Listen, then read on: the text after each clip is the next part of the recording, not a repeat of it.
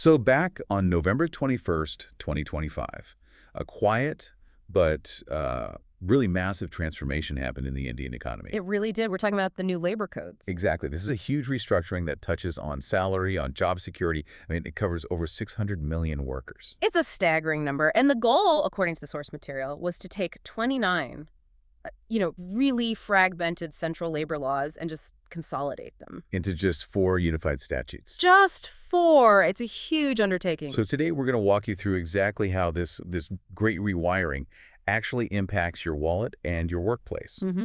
Let's start with the simplification. We went from 29 laws down to 4 codes. I mean, what does that really mean for compliance? Well, the 4 codes are wages, industrial relations, social security, and the occupational safety code, or OSH. And the simplification is just dramatic. How so? You're looking at something like 1,436 rules being cut down to just 351. And multiple registrations. That's all collapsed into a single electronic filing now. And what about this idea of the Inspector Raj? Does that change? It does. I mean, the whole approach shifts. The role is now an inspector come facilitator. A facilitator? Right.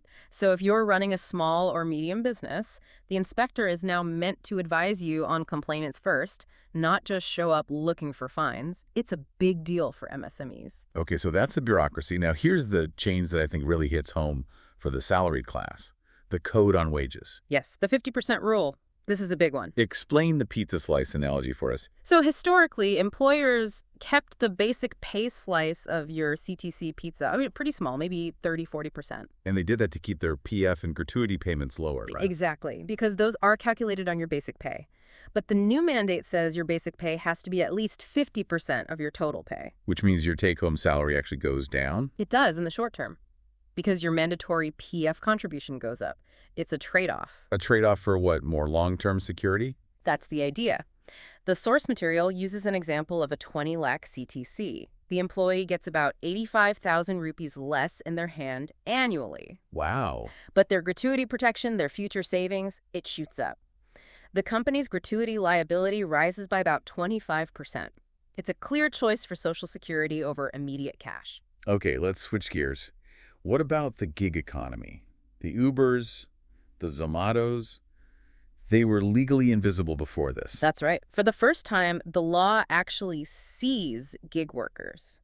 And the Code on Social Security creates a way to fund benefits for them. And how does that work? It's through something called the aggregator levy. These digital platforms now have to contribute 1% to 2% of their annual turnover into a new Social Security fund. So that fund pays for things like accident insurance for drivers. Exactly. Accident insurance, health benefits. It's a safety net for an estimated 23.5 million workers who had nothing before.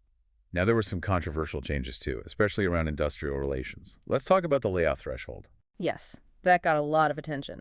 The threshold for needing government permission for layoffs or closures was raised. From 100 workers to 300 workers.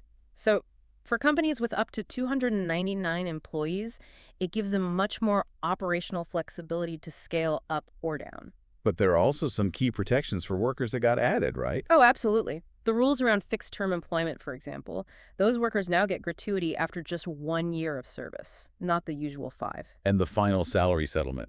That's a huge practical change. It's a game changer. Anyone who's ever left a job knows the wait. Now, the final settlement has to be done within 2 working days of leaving. Not 30 or 90 days. No, just 2. So when you pull all of this together, what's the big picture projection for the Indian economy? Well, the source material projects some huge gains. It suggests formalization could rise significantly, maybe generating 77 lakh new jobs. And that would boost consumption. By about 75,000 crore rupees is the estimate. And, all this simplification is designed to make India a much more attractive place for foreign direct investment. Which brings us to our final thought. Labor law is on the concurrent list. That means the central government built this new architecture, but individual states still have to enact their own rules to match it. A very crucial point. So it raises this question. With so many states still needing to align their laws, how long will this transition period of dual compliance actually last before the full benefits of this massive consolidation are felt across the entire country? Mutual fund investments are subject to market risks. Read all scheme-related documents carefully.